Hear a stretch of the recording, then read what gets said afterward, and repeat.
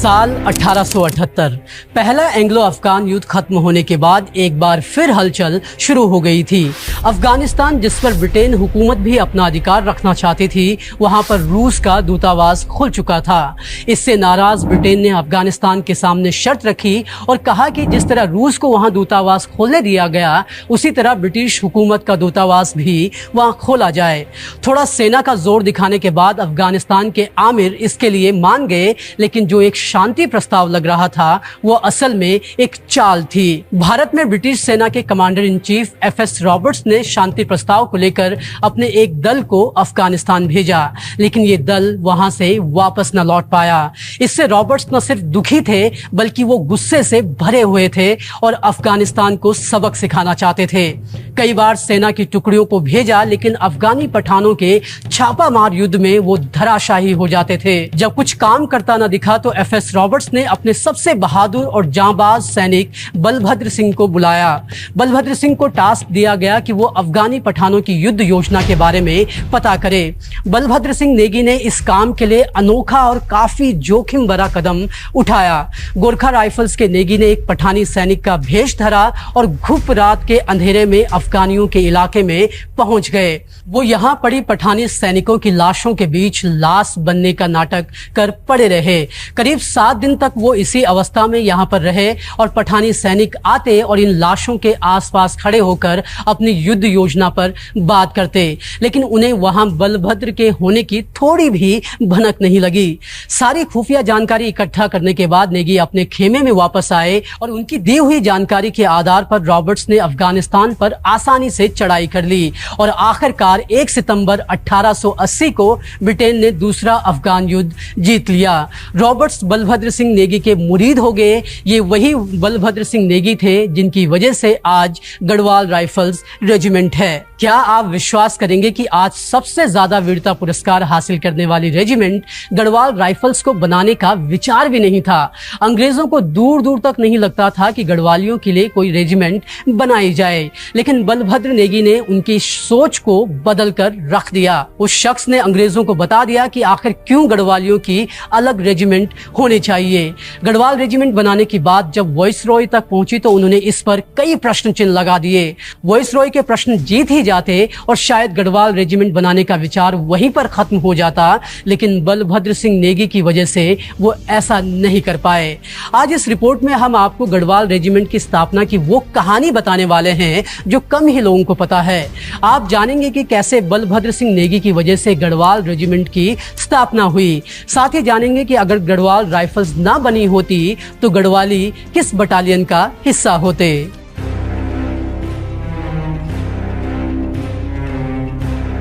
आज भले ही गढ़वाल राइफल्स की स्थापना का श्रेय लॉर्ड एफएस रॉबर्ट्स और लेफ्टिनेंट कर्नल ईपी मेनवॉरिंग को दिया जाता है, कई जगहों पर इसके लिए लॉर्ड लैंसडाउन का नाम भी लिया जाता है, जिन्होंने कालो डांडा में पहली बटालियन का नेतृत्व किया था। लेकिन नहीं, गढ़वाल रेजिमेंट के असली संस्थापक खुद एक गढ़वाली थे और वो थे बलभद्र सिंह नेगी। आखिर कैसे बलभद्र सिंह नेगी ने गढ़वाल राइफल्स की नींव रखने में अहम भूमिका निभाई, इसकी पूरी डिटेल आगे हम जानेंगे, लेकिन पहले आपको बताते हैं बलभद्र सिंह नेगी के बारे में। अंग्रेज 1815 के आसपास हिमालय की तरफ आए। अंग्रेजों ने शुरुआत से ही यहाँ पर अपनी सेना में गढ़वाली और कुमाऊनी युवाओं को भर्ती करना शुरू कर दिया था। इस दौरान गढ़वालियों को गोरखा राइफल्स में ही शामिल किया जाता था, वो भी एक सीमित संख्या में। अंग्रेजों के शासन के बीच 1829 में बलभद्र सिंह नेगी का जन्म हुआ। पौड़ी गढ़वाल की असवाल सिंह पट्टी के हेड़ा खोली गाँव में धन सिंह नेगी के घर में बलभद्र जन्मे। हालांकि कुछ रिपोर्ट्स नेगी का जन्म स्थान असवाल सिंह के ही गलकोट गांव को होना बताते हैं। जब नेगी महज 12 साल के थे तो उनके पिता का निधन हो गया और इसके बाद घर की पूरी जिम्मेदारी उनके कंधों पर आ गई। गढ़वाल के दूसरे युवाओं की तरह ही बलभद्र भी सेना में भर्ती होकर रोजी रोटी कमाना चाहते थे और इसी चाहत को लेकर एक दिन वो गढ़वाल में अपने घर से निकल पड़े एबटाबाद के सफर पर। करीब 700 किलोमीटर पैदल सफर तय करने के बाद नेगी 1847 में एबटाबाद पहुंचे, जहां उन्हें 5वीं गोरखा राइफल्स में भर्ती किया गया। ईमानदार और साहसी बलभद्र महज 13 महीनों के भीतर लांस नायक, फिर जल्द ही नायक और बाद में हवलदार के पद तक पहुंचे। 1889 में कंधार युद्ध ही वो वक्त था जब बलभद्र एक पठानी का भेष बनाकर मुर्दा बनकर डटे रहे और खुफिया जानकारी इकट्ठा कर ली। कंधार युद्ध में जीत दिलाने में उनके योगदान को देखते हुए उन्हें ऑर्डर ऑफ मेरिट सम्मान दिया गया और सूबेदार के पद पर उनका प्रमोशन किया गया। कंधार युद्ध खत्म हुआ ही था कि तभी काबुल में ब्रिटिश सेना को भारी नुकसान होने की खबर मिल गई।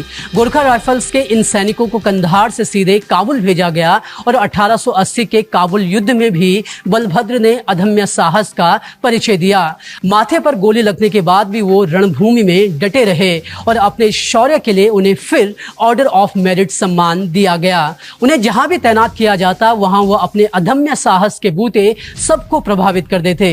यही वजह है कि उन्हें बाद में कमांडर इन चीफ का सर्वोत्तम सैनिक पदक और ऑर्डर ऑफ ब्रिटिश इंडिया सम्मान से भी नवाजा गया।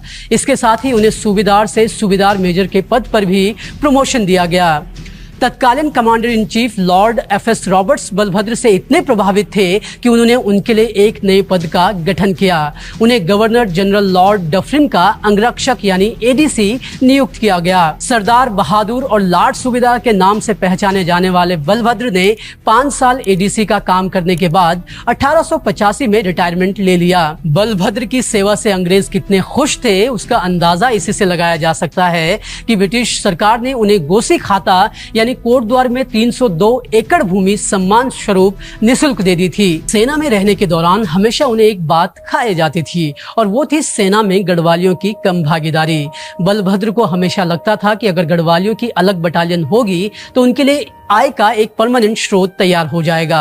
अपने इसी विचार को 1880 में बलभद्र ने लॉर्ड एफ.एस. रॉबर्ट्स के सामने रखा। लॉर्ड रॉबर्ट्स ने बलभद्र को भरोसा दिया कि वो इस पर विचार करेंगे।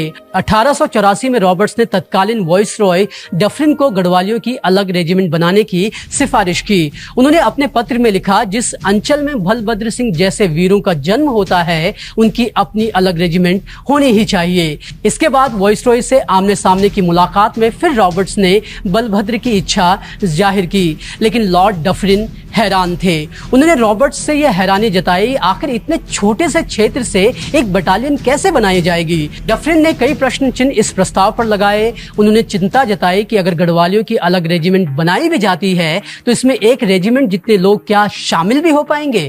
डफरिन ने रॉबर्ट्स को इस पर फिर से विचार करने का सुझाव दिया। रॉबर्ट्स ने डफरिन की इन चिंताओं से बलभद्र को अवगत कराया और इस पर बलभद्र ने कहा कि अगर रेजिमेंट की छावनी गढ़वाल में ही बनाई जाए तो गढ़वाल से इतने युवा तो आ ही जाएंगे कि एक बटालियन तैयार हो जाए। डफरिन ने बलभद्र के कहने पर एक टीम रेकी के लिए कालो डांडा भेजी और रेकी करने वाली टीम ने भी कालो डांडा को छावनी के लिए मुफीद समझा और इस तरह 5 मई 1887 को गढ़वाल राइफल्स अस्तित्व में आई। गढ़वाल राइफल्स की पहली बटालियन की स्थापना lieutenant colonel E P Mainwaring के नेतृत्व में अल्मोड़ा में हुई। गोरखा रेजिमेंट में शामिल गढ़वालियों और कुछ नए युवाओं को मिलाकर गढ़वाल राइफल्स बनाई गई। इस अवसर पर नेगी के पुत्र अमर सिंह को सबसे पहले वाइसरॉय कमीशन दिया गया। सम्मान के तौर पर उन्हें घर पर ही जमादार यानी नायक सूबेदार की वर्दी भेजी गई। कहा गया कि इसे पहन वे पलटन में आए। अल्मोड़ा से पहाड़ी रास्ते से पैदल चलकर 4 नवंबर 1887 को पहली बटालियन कालो डांडा पहुंची। 1890 में रेजिमेंट के पहले कमांडर लॉर्ड लैंसस्टोन के नाम पर कालो डांडा का नाम बदलकर लैंसस्टोन रखा गया और इस तरह बलभद्र का अलग रेजिमेंट बनाने का सपना पूरा हुआ। बलभद्र सिंह नेगी जब सेना से रिटायर हुए तो उन्होंने किसी भी ऊंचे सरकारी पद या फिर संपत्ति का लालच नहीं किया।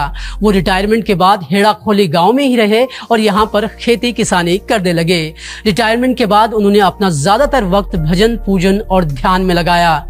गढ़वाल रेजिमेंट सेंटर की तरफ से बनाई गई डॉक्यूमेंट्री के मुताबिक 1893 में बलभद्र का निधन हो गया।